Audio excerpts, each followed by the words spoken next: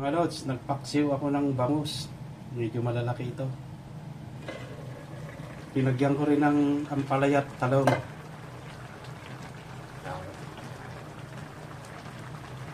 Masarap nito.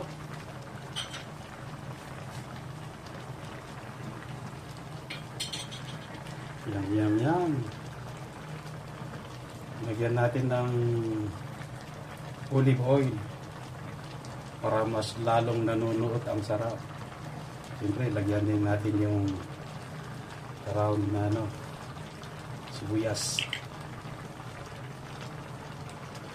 So, olive oil. Ayan para mas lalong sumarap.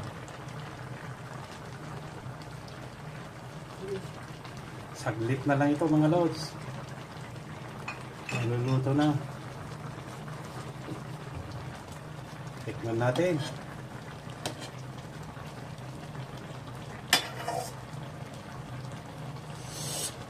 Sarap! Yum, yum, yum!